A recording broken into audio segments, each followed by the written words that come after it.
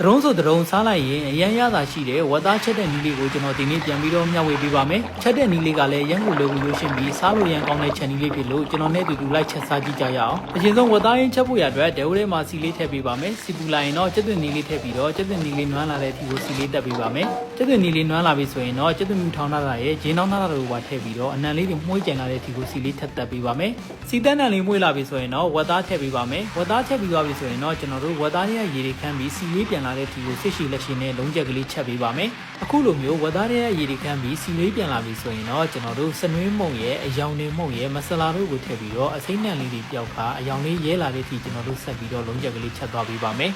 ဝတ်သားကအယောင်လေးရဲပြီးတော့စီလေးပေါက်လာပြီဆိုရင်တော့ကျွန်တော်တို့အနှစ်အတွက်ခန်းကျင်ပြီးရဲ့အရသာအတွက်စားနဲ့အသီးအမုံတို့ကိုထည့်ပြီးတော့ဝတ်သားတွေကိုအရသာတွေစိတ်ဝင်ပြီးတော့ခန်းကျင်ပြီးလေးစီပြန်လာတဲ့ဒီကိုကျွန်တော်တို့ထည့်ပြီးတော့လုံးချက်ကလေးဆက်ချက်ပေးပါမယ်အခုလိုမျိုးစီလေးပြန်လာပြီဆိုရင်တော့ရေနွေးလေးတင်းတင်းလောက်ကိုလောင်းထည့်ပြီးတော့ဒိုးဖုံးလေးကိုအုတ်ခါအသားနူးရည်ဆက်ပြီးတော့ချက်သွားပေးလိုက်ပါအင်းနှစ်များများလေးစားကျင်တဲ့သူတွေအတွက်ကတော့ချက်သွင်းနီကိုပို့ထည့်ပေးလို့ရပါတယ်နောက်ဆုံးကြမှာကျွန်တော်တို့ဝတ်သားကိုအေးပြအောင်လို့မကြီးရည်လေးအနှင်းငယ်ထည့်ပြီးတော့သူ့မှာကြံတဲ့ရေနဲ့မကြီးရည်နဲ့ကိုပဲကျွန်တော်တို့ဝတ်သားနူးရည်တီကိုမီးဖေးဖေးလေးဖွင့်ပြီးတော့နှက်သွားပေးလိုက်ပါမယ်ဝတ်သားဟင်းကိုအခုလိုမျိုးမကြီးရည်နောက်ဆုံးမှထည့်ပြီးတော့နှက်လိုက်မယ်ဆိုရင်တော့အေးလေးပြေပြီးတော့စားလို့လည်းပိုကောင်းပါတယ်ဟင်းချက်တဲ့နီးတွေကလည်းတောင်းနဲ့တောင်းနဲ့မလူကြသလိုဒေတာနဲ့လည်းပြပါတယ်ကျွန်တော်ရဲ့ဗီဒီယိုလေးကိုလည်းအဆုံးလေးကြည့်ပေးလို့အားလုံးကိုကျေးဇူးတင်ပါတယ်ကျွန်တော်နဲ့အတူနောက်ဗီဒီယိုတစ်တွေမှာပြန်ဆုံပါမယ်